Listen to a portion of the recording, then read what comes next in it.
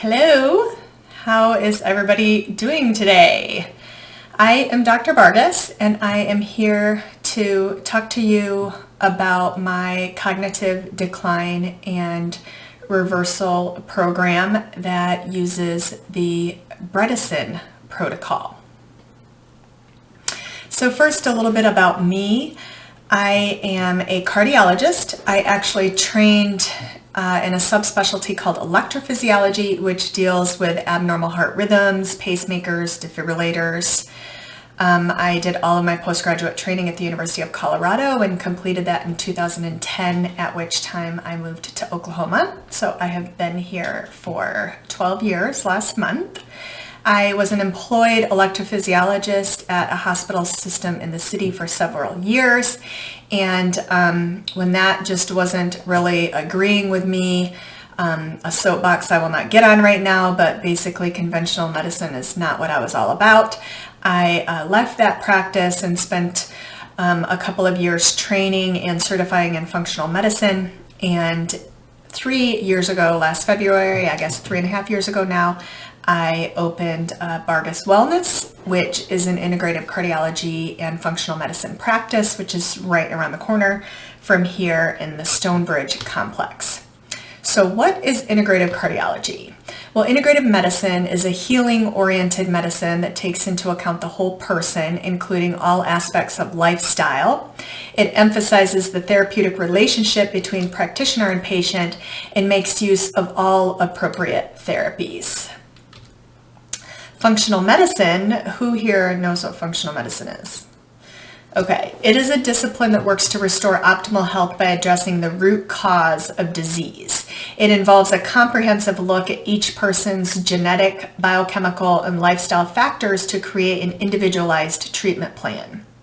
Conventional cardiology is very diagnosis-oriented, it's reactive, for the most part it's chronic disease care. Versus integrative cardiology with a functional medicine spin is root cause oriented. There's a huge focus on prevention and reversal, and it's truly healthcare rather than chronic disease care.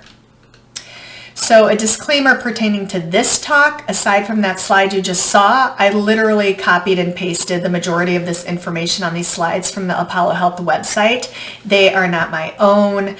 I do this to promote the Recode and Precode programs and to educate people. I did not write the information in these slides. So what about Alzheimer's disease? It can start as early as your 20s. We think of Alzheimer's as only affecting older people, but that is changing. Our fast-paced lifestyle, the widespread impact from COVID, and the increasing toxicity of our environment may be factors converging to create an astounding increase in early onset dementia among younger people. The average age of someone living with dementia is 49 years old. There has been a 373% increase in dementia among younger people ages 30 to 44 years old over the last couple of decades. Alzheimer's is the 7th leading cause of death worldwide. It is expected that by 2050, there will be over 160 million patients with Alzheimer's disease globally. In the United States alone, over 5 million people suffer from Alzheimer's disease at an estimated annual cost of $200 billion and a projection for 13 million patients by 2050 in the U.S. Along come Dr. Dale Bredesen. He is internationally recognized expert in the mechanism of neurodegenerative diseases. His career has been guided by one simple idea, that Alzheimer's, as we know it, is not just preventable, but reversible. Thanks to a dedicated pursuit of finding the science that makes this a reality, this idea has placed Dr. Bredesen at the vanguard of neurological research and led to the discoveries that today underlie the Recode program. So who is Dr. Dale Bredesen? He is a neurologist. He received his undergraduate degree from Caltech and his medical degree from Duke. He was on faculty in the neurology department at UCLA for about 5 years, and then he was recruited by the Burnham Institute to direct the program on aging. And then in 1998, he broke away from there and he became the founding president and CEO of the Buck Institute for Research on Aging in the San Francisco Bay Area. Then in 2013, he returned to UCLA as the director of the Easton Center for Alzheimer's Disease and Research. He started this protocol in treating patients using it 10 years ago, and he calls Patient Zero Kristen in his book. He published Reversal of Cognitive Decline, a Novel Therapeutic Approach in 2014. He describes a multi-step precision medicine approach that demonstrated reversal of cognitive decline in 9 out of 10 patients, one of whom was Kristen. This is the very first time that anybody had actually demonstrated reversal of cognitive decline. He then published this book, The End of Alzheimer's, in 2017, which is a New York Times bestseller and really kind of blew the lid off what everybody thinks of as Alzheimer's. He, in 2018, published the follow-up paper, Reversal of Cognitive Decline in 100 Patients, and he outlined 100 different case studies detailing documented patient improvements, really fundamentally changing the way we understood and our approach to cognitive decline. Then this year, for the first time in history, he says Alzheimer's has become a choice. After hundreds of failed trials and billions of dollars spent by large pharmaceutical corporations, Dr. Dale Bredesen and his team have just completed the first clinical trial to show reversal of cognitive decline in those with early Alzheimer's disease. By using a precision medicine approach, they've done what has never been accomplished before. This paper was again published this year in 2022, and he describes a pilot study of 25 patients using the complete protocol, and 84% showed improvement. This is a graph just showing that, comparing to 3 different pharmaceuticals and no treatment. Again, for the first time, there's actually been reversal of cognitive decline rather than just slowing of cognitive decline, as is demonstrated here. Aducanumab is the new antibody to amyloid that was just FDA approved this year. A little side note is that amyloid has actually never been determined to be the cause of Alzheimer's disease and the cause of cognitive decline and dementia. It's present, obviously, in the hallmark of Alzheimer's disease. Amyloid is actually a protective mechanism that our body is doing in response to insults in our brain. Therefore, it's not really surprising that if we can bind up and decrease the amount of amyloid in the brain, it doesn't really have the earth-shattering impact on Alzheimer's as we would hope it would. So why don't dementia drugs work? The current pharmaceutical approach is focused on developing a drug to combat Alzheimer's. But if we were to create a single drug specific to Alzheimer's, it would have to perform so many different functions that it would be unlike any drug ever developed. Therefore, it's not surprising that there have been over 400 failed clinical trials using a monotherapeutic single drug approach. Dr. Bredesen describes Alzheimer's as a roof with 36 holes. And if you plug only one hole, you might stop this stream of water, but you're still leaking gallons of water from the rest of the holes. So how is the Bredesen Protocol different? How does it work? The goal is to change your biochemistry to provide optimal conditions for your brain to thrive. Dr. Bredesen has defined over 36 factors, the holes in the roof, including metabolic derangements, poor nutritional status, lack of trophic support, exposure to viruses and other toxins that all trigger downsizing in the brain, all of which can be addressed using the Bredesen Protocol. They break down what could feel like a complex protocol into 7 distinct complementary strategies that create neuroplasticity, the ability of the brain to heal, grow new neurons, and synaptic connections in response to various stimuli. Each of these strategies alone can promote healing, but when practiced together, they create powerful synergy. They're called the Bredesen 7, and they include nutrition, exercise, sleep, stress mitigation and resiliency practices, brain stimulation like brain training, exercise for your brain, this is exercise for your body, detoxification, and supplements, which Dr. Bredesen always reminds us are in fact supplemental to the rest of the protocol. So how do you get started if you or you have a loved one that you want to get involved in the program? You can go to apollohealthco.com. That's the website for the main platform for Recode and Precode. And click on Assess My Cognition and get your cognitive quotient. This is like your IQ for your cognition that Dr. Bredesen has created as a quick test to see where you are. It takes about 15 minutes, and this you'll get a score, and that tells you if you're appropriate for Recode versus Precode. Recode is the reversal of cognitive decline and is where a person needs to be if they have any level of cognitive impairment, even mild cognitive impairment. Precode is for is prevention of cognitive decline and is for people who are still have normal cognition. After enrolling, you will complete comprehensive labs, a detailed medical questionnaire, and more extensive cognitive testing. Dr. Bredesen refers to this as a cognoscopy, and it is a combination of laboratory and cognitive testing and optional brain imaging that identify the contributors to cognitive decline or risk for decline. We all know that when we turn 50, I believe it's been changed to 45 if I'm correct, that we should all have a colonoscopy to detect and treat colon cancer early, thus avoiding life-threatening cancer. But what about our brains? Just as with colon cancer, the pathology behind neurodegeneration, including Alzheimer's, takes many years, often decades, to develop, providing for an extended prodromal period in which we can effectively intervene. The good news is that we can now check our risk and intervene as early as possible to identify if we have emerging contributors that are silently contributing to neurodegenerative pathology. Looking for the holes in the roof.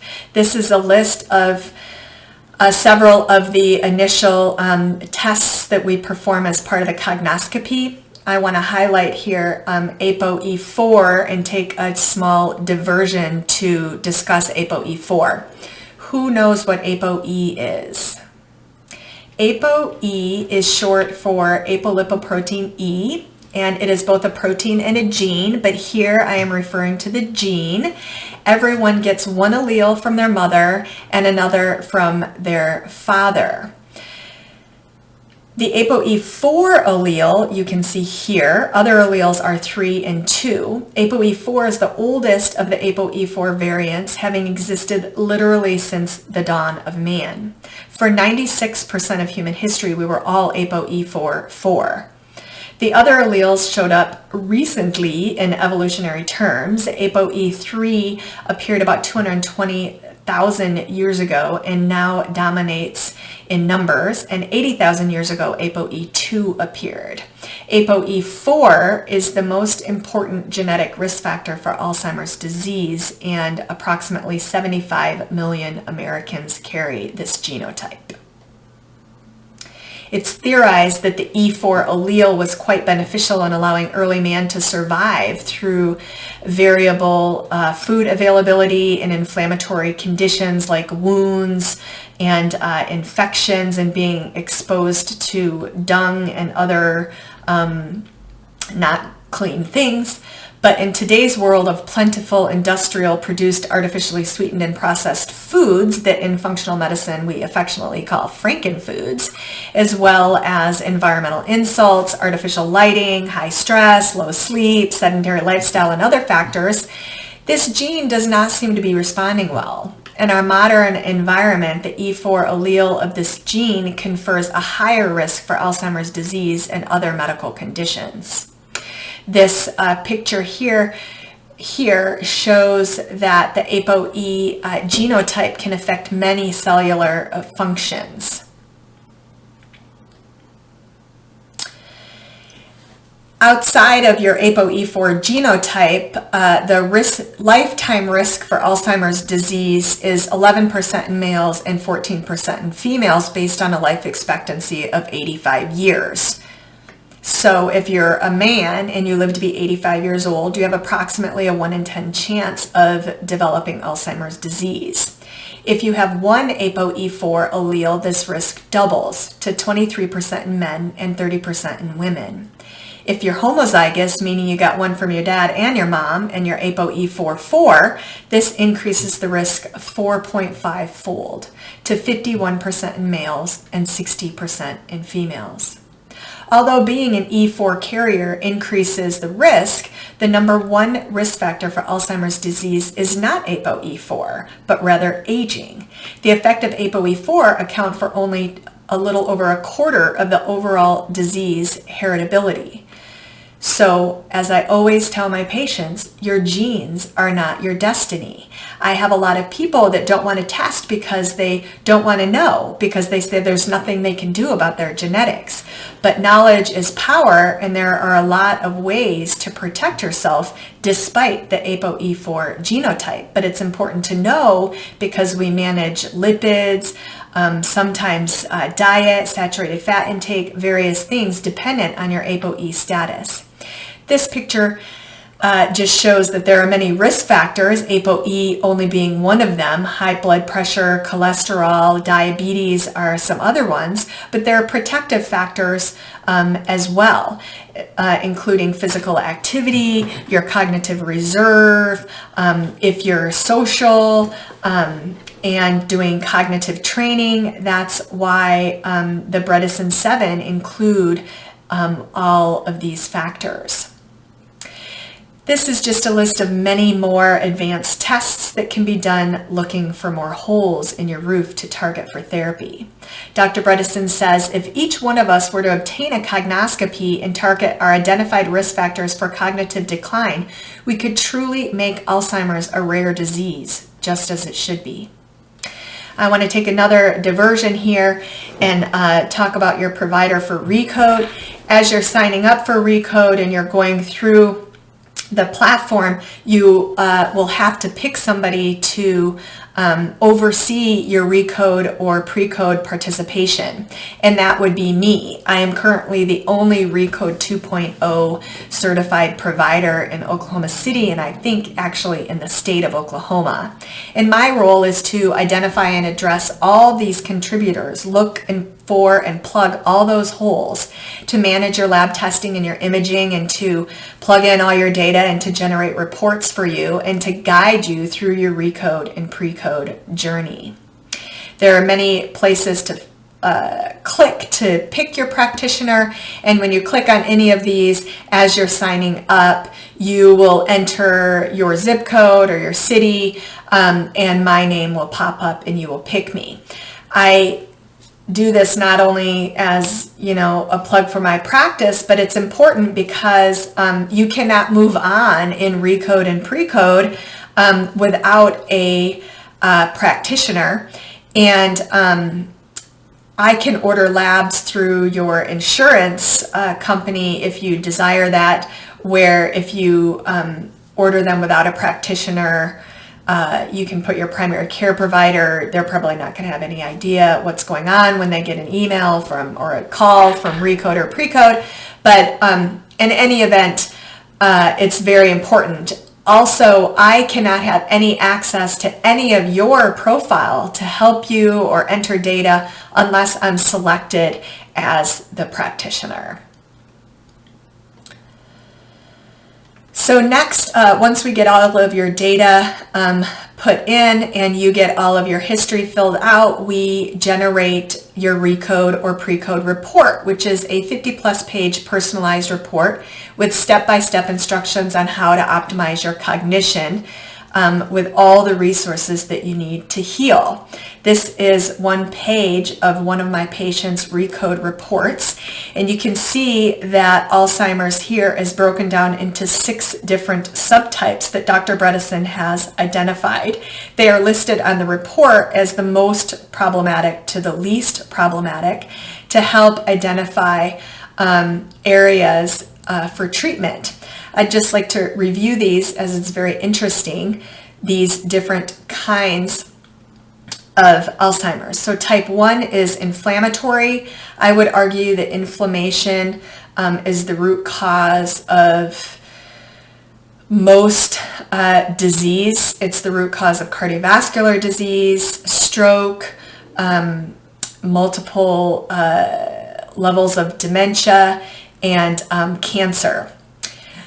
Type 2 is trophic loss, which is really lack of hormones, thyroid issues, poor reproductive hormones, nutrients that the brain needs to function, different vitamins. Lack of all those results in trophic loss, which leads to dementia. Type 1.5 is a combination of inflammatory and trophic loss and really describes what happens in diabetics. Type 3 is toxicity. Unfortunately, it is incredibly common in our modern world, and it tends to be the hardest type to treat. You can see my patient here is way up here on her toxicity bar. Type 4 is vasculature. This affects patients with vascular disease such as coronary disease, cerebrovascular disease, people who have had strokes and chronic ischemic insults to the brain. And then type 4 is trauma. This is very common in people who have had closed head injuries from motor vehicle accidents. It's the most common type of dementia in ex-football players, secondary to all the repeated head blows. Being a member of the RECODE Apollo Health for your RECODE and PRECODE has many benefits. This is a chart I took off their website. Not only does it house all of your data from which we can generate reports and update data and update your report as we move forward in the program, but it gives you access to monthly cognitive assessments. If you're in RECODE, you get CNS vital signs, which is a test that if I'm doing it in my practice outside of RECODE, it costs a couple $100. So it's very nice to be able to track this within your RECODE or PRECODE platform. There's town halls where Dr. Bredesen and other practitioners answer questions submitted by patients and practitioners. There you get a Brain HQ account, which is brain training. It's like exercise for your brain. There's an app for your phone that reminds you to do your tasks that you're supposed to do, both to create your report or just to improve your brain function. There's community forums, there's yoga sessions, there's tons and tons of recipes and resources on the meal plan, and there are great support groups which are really important for both patients and family. So is this protocol appropriate for everyone? The program is most successful when used as prevention, the same as cardiovascular disease that I tell my patients all the time, or if it's implemented in the early stages of cognitive decline, including early stage Alzheimer's disease or mild cognitive impairment, which actually Dr. Bredesen calls late stage disease, because if you've already had any level of cognitive decline, things have been deteriorating for a long time. Expectations should be tempered when beginning the program later in the disease process. Dr. Bredesen has seen dramatic improvements even in those in mid to late stages, but not a full recovery. So the sooner you start, the better the chance of complete recovery. I would also say that the program is difficult. If cognitive decline is already present, the chances of success are much, much higher if there's a very involved family member like a spouse or a child to help implement all the changes that need to occur to improve brain health. Health coaching can also be of paramount importance for patient and family. The benefit of Vargas Wellness is that I have Sue, one of the only functionally certified health coaches in the state. She is quite knowledgeable about the Bredesen Protocol and is an excellent resource for our patients. Dr. Bredesen says, everyone knows a cancer survivor, but no one knows an Alzheimer's survivor, and he has dedicated his career to changing that. Last year, he published this book, The First Survivors of Alzheimer's Disease, which draws a picture of what life is like with the disease, but it's also bursting with unprecedented hope for patients and their families. It represents a massive leap forward as survivors describe how the program changed the trajectory of their lives with the help of the Bredesen Protocol. They're now able to recognize faces, remember obligations, restore personal connections, and partake in their normal activities. What are my patients saying? I wanted to read you some of an email that was sent to us by the spouse of one of my Recode patients last week. He says, this is what I have always wanted. That is, what is the problem? Recode will give us a fighting chance to finally identify and address a customized list of insults, treatments, and/or problem mitigating initiatives. I am so excited to finally get some well-reasoned numbers on my wife's condition, 10 plus years as a matter of fact. This patient, we actually just identified that she is ApoE44, and she, her family can remember all the way back in her 20s and 30s her having memory issues, just not being able to remember people's names and not having the memory that she or they thought she should. He says the ApoE4 2-copy gene report certainly did not help, as it probably increased the issue 30-fold, but that fact does not have to be a death sentence. Your genes are not your destiny. Conventional medicine parrots the same old line to the poor families torn up by this disease, sends them home with their ineffective monotherapeutic pill to rot away, and the long, slow goodbye process continues, unabated for all involved. I literally thank the Lord for Dr. Bredesen and his 30-year campaign of logic and swimming upstream against the corrupt current of Big Pharma, and for the doctors and people like Dr. Vargas working hard on the Bredesen Protocol to help millions of hurting people have a chance against their terrible Alzheimer's situation. Now there's some hope. I just loved that. I'm glad I got through it without crying, because it might be the first time that's happened. What are my patients eating? I had to include this picture in here that one of my pre-code patients texted Sue just yesterday. She hates to cook and had no idea how she was going to implement the Mito Keto Flex 12 and 3, which is the Bredesen meal plan, into her life. And this is the lunch she made for herself just yesterday. Isn't it beautiful? She has salmon, boiled eggs, spinach, and asparagus. The Bredesen meal plan is a low-carb, nutritional ketosis promoting a high-fat meal plan. The brain needs fat, and so many people fear fat, and that is a whole nother discussion that I cannot get into right now. But I was so proud of my patient for making this lunch, and thrilled that she sent it to me, because I take pictures of my food all the time. So I'd like to thank you all for coming. I want to thank my team.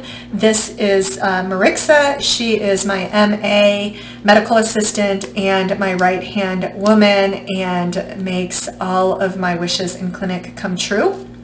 This is Sue. She, again, is an RN. She is a functionally certified health coach. She has been in the functional medicine space for many years and is very knowledgeable, and Vargas Wellness would not be the same without her. This is my husband, John, who is also the COO of the practice and handles all the nuts and bolts of the business. And this is my sweet son, JT, who is my why for many things in life. I love him dearly. His cross-country team won state and the All-Star meet this year, and I'm so proud of him. So at this point, I'm happy to field any questions y'all may have. This is our contact information. There are multiple ways to get a hold of us. You can go to our website.